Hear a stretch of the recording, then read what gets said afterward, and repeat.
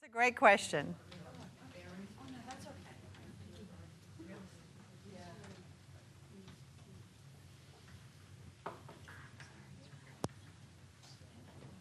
All right. Who's got the first question? Nope. Nobody? No.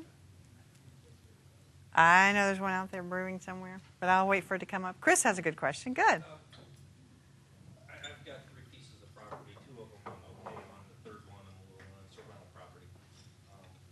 About the one in Denver. I'm looking at all these recessions and the way the stock market's done. What do you know about the way real estate is?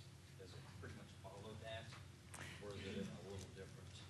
The real estate is not as correlated to the U.S. market. And we're going to look at asset classes and real estate as an asset class later and look at correlations. But that's a good question. The question is, does real estate and the stock market, do they go hand in hand? And the answer is not always, but sometimes. And that's a good thing. We're actually going to look at correlation as a way to help us make more money.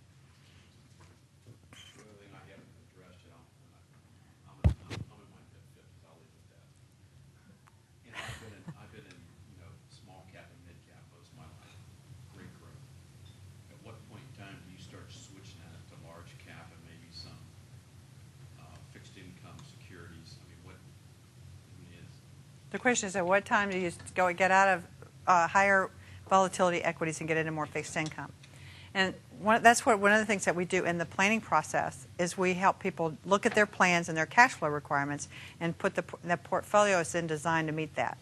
So our theory is you don't take any more risk than you need to meet your life goals. In other words, if you don't need, some people can meet their goals by having 50% bonds and 50% stocks because they've done well at savings.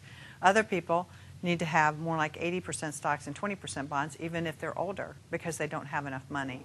But you have to remember how to meet their cash flow requirements and what's the return. They're kind of both things go on. So the answer is, unfortunately, it depends. There isn't. Generally, you're going to have some sort of bonds and cash as you get older because you've got to have that, meet those cash flow needs. So having everything in equities isn't going to work. But having nothing in equities isn't going to work. So finding what's that mix for you is really part of the planning process. But generally, you're going to have to, get more conservative because you're going to have to figure out how to make your life work. The more you have if you have an outside source of income, so you have some rental property or Social Security or defined benefit pension, the less you have to worry about that. So some people that we work with might have a defined benefit pension and they're using very little of their equity portfolio, and they really are just looking at it as an inheritance. They're really no different from anybody else. They can, in terms of a younger person, they're looking at a very long-term time frame. So again, it's based on the results or their goals that they're looking for. I told my kids to save a lot of money. Tell your kids to save a lot of money. The best, give your gift. Yeah. One of these I said, give your kids the gift of an IRA. Quit giving them all the stuff and give them an IRA. Somebody sent me an email about Warren Buffett recently. It said Warren Buffett bought his first stock at age 7, and he wished he'd started earlier. So here's what John Templeton said about the stock market. Buy at the height of pessimism and sell at the height of optimism. So the question is, how do you do that? That's what we really should do. When everybody else is pessimistic, we need to be buying, and when everybody else is optimistic, we need to be selling. So how do we put some investment discipline in so that we can do that? That's really the question of the day. And Greg's question, we'll answer that. What about market timing? Can we just get out of the market and get in the market at the right time? Wouldn't that be ideal? Let's just get out of the market before it goes down. And then while it's down, we'll stay in cash. And before it goes back up, we'll get back into the market, right? Well, what's the possibility of getting that right? Remember that $3,186 that $1 invested in the S&P produced? Well, that's what this box is right here. Okay. So if we had $1 invested in the S&P in 1925, in 2007 it was worth over $3,000. Now that's 82 years, I believe. 82 years. If we missed the best 37 months in that 82 years, we would have had $19.17. If we'd invested in Treasury bills, we would have had $19. So if you're going to time the market, sometimes you're just better to buy Treasury bills and sleep better at night. Right? You could lose a lot of return trying to time the market. Here's another way to look at it. More relevant period, 1983 to 2007. A dollar invested in the S&P was $16. Everybody see that? And what's that? We're talking about 24 years of history here. If you missed the best 17 months out of that period, you had $3.05. Again, about the same as Treasury bills. Let's look at that one more time, a different way. Missing only a handful of days can be costly. This is January 1980 to December 2007. If I had had $10,000 and I had invested in the S&P, I would have had $286,000.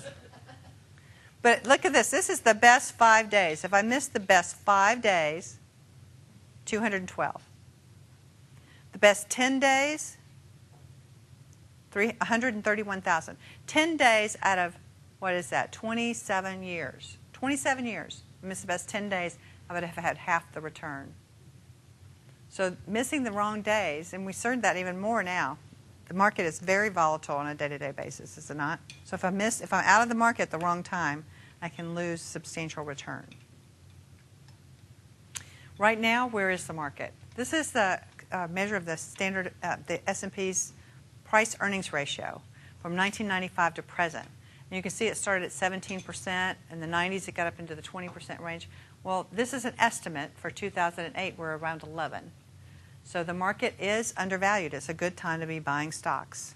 We know that eventually stocks return to some price based on their earnings. And right now, they're pretty cheap based on their earnings. So if I look at all this stuff about stocks, why would I own bonds? Why do you think you might own bonds?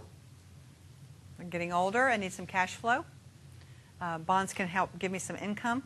So when we looked at the bond returns, they're substantially below stock returns. But again, how am I going to meet my cash flow requirements? I can actually make money owning bonds too. Bonds do give a return, and they give us diversification benefits. That's the most important thing, is bonds are not correlated with stocks. Do you remember the very first slide we looked at and we said the S&P was down over 30%, the NASDAQ, so forth? But what happened to the bond index during that time? It was up 3%. So if you had half bonds and half stocks in your portfolio would be down, but it would be down a lot less than the market, the overall market, because it would have had some movement up from the bond returns. Not a lot, but at least it would have held value. Okay. So low correlation to equities, and that's what we're looking for. And we'll talk more about that. How do we get assets that are have low correlation to equity assets, which is probably more important, Greg, than small or large cap. Harder to find, too. So we're going to spend most of the rest of our time talking about asset allocation and modern portfolio theory. Have y'all ever heard of that as an idea? Asset allocation and modern portfolio theory. Well, somebody who likes math much better than I did, although I'm a pretty good mathematician, developed all of this. And it's the investment philosophy that we follow. And really what we're doing here is we're taking asset classes, which an asset class, if you had a bowl of fruit, you could think of a banana would be an asset class, an apple would be an asset class, and a grape would be an asset class. If you're just eating grapes, you get pretty tired of it, right? You want a little variety, a little diversity, right? Just like you do if you're planting your plants. You want a little diversity. They do better, right? So if we're investing, we want to have a little diversity. We want to have some stocks, some bonds, some cash, some commodities. So we want to have different asset classes. What makes an asset class? Well, an asset class is a group of assets that have similar characteristics. Like the S&P 500, the largest stocks in our economy, U.S. economy, is an asset class. International stocks is an asset class. Small cap stocks is an asset class. Bonds is an asset class. Commodities, gas, oil, energy, asset classes. So those, like real estate is an asset class. Real estate doesn't act the same as the stock market. Sometimes it's the same, but a lot of times it's very different. And so we can use the fact that these asset classes aren't the same. Now, why do you think asset classes aren't the same? So if we're said that markets move based on fundamental earnings, that's one of the things we said, but what in the long term? But in the short term, how are markets moving? Based on fear and greed, right? So we're either afraid of a market or we're feeling very